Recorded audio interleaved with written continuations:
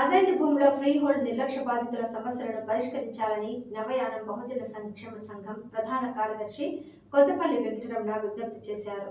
Bullayya college పక్కన అంబేద్కర్ భవన్లో ఏర్పాటు చేసిన మీడియా సమావేశంలో ఆయన మాట్లాడారు.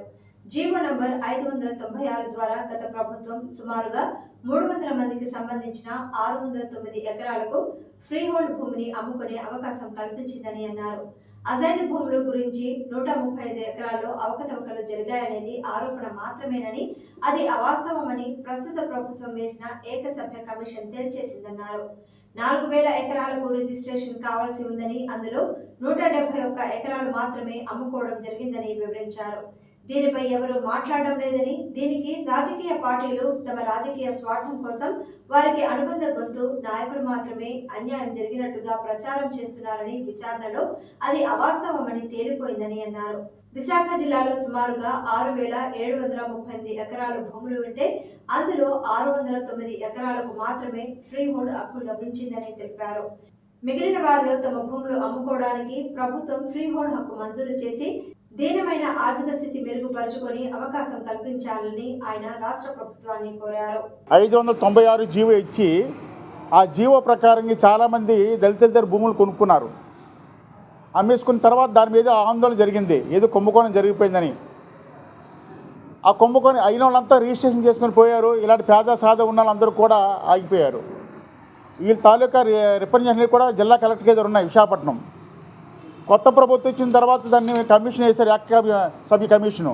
ఆ కమిషన్ కూడా ఒక నివేదిక ఇచ్చింది, దీంట్లో అవకతవకలు జరిగాయని. అది వాళ్ళ ప్రభుత్వం వాళ్ళు చూసుకుంటారు. కానీ ఇప్పుడు మా దళితుల తాలూకా ఉద్దేశం ఏంటంటే, మాకు ప్రభుత్వం ఎప్పుడో ఇచ్చినటువంటి 2 ఎకరాల భూమి, ఆ భూమి ఇప్పుడు మేము అమ్ముకోవడం కావట్లేదు. 1 ఎకరం భూమి ఉంచుకుంటాం, 1 ఎకరం భూమి అమ్ముకుంటాం. తద్వారా ఏంటంటే మాకు ఇల్లులు పోయాయి.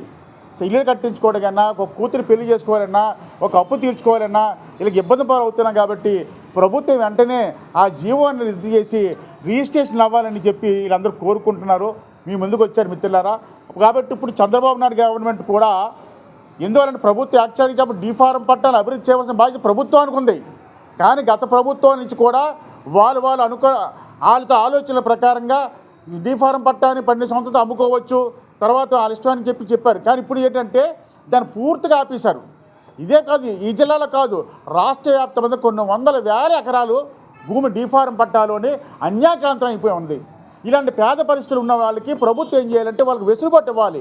ఆ వెసులుబాటు ఇవ్వడం వల్ల ఏంటంటే వాళ్ళ కుటుంబాలు కూడా కొంత ఆర్థిక స్థితికి నిలబడతాయి. లేకపోతే అప్పులు చేస్తున్నారు, ఆ అప్పులకు వడ్డీ కట్టుకోవడానికి అయిపోతుంది. కాబట్టి సుమారు ఎలా లేదన్నా సరే ఆ మండలంలో దర్దాపు ఎస్ఎండ్ భూమి కలిగిన వాళ్ళు 250 నుంచి 300 వరకు ఉన్నారండి కుటుంబాలు.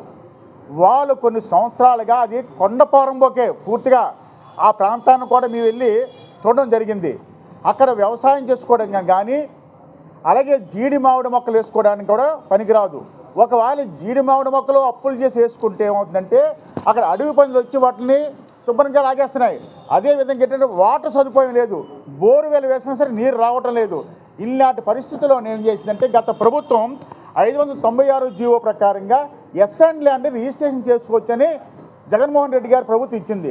ఆ ప్రభుత్వంలో కొన్ని వందల ఎకరాలు చాలామంది కొనుక్కుని వాళ్ళు రిజిస్ట్రేషన్ కూడా చేసుకున్నారు. ఏదైతే దాని మీద అప్పుడున్న ప్రతిపక్షాలు ఆందోళన చేయగా ఆ రిజిస్ట్రేషన్ ఆపేశారు. ఇప్పుడు మేమంటున్నామంటే చాలామంది ఆ రిజిస్ట్రేషన్ అయ్యి భూములు అమ్ముకొని, ఎకరం భూములు 2 ఎకరాలు ఉంటే 1 ఎకరం భూమి అమ్ముకొని వాళ్ళ కుటుంబాలు బాగుపరుచుకొని మన అప్పులు తీర్చుకున్నారు, వాళ్ళు వ్యవసాయం కూడా చేసుకున్నారు. మాకు కూడా అవకాశం ఇచ్చినట్లయితే మాకు ఆ సమస్యలు ఉన్నాయి కాబట్టి మేము 1 ఎకరం అమ్ముకొని ఇంకో ఎకరం కూడా సాగు చేసుకునే ఏర్పాటు చేస్తే మేము బతుకుతానే ఆలోచనలో ఉన్నారు. మేము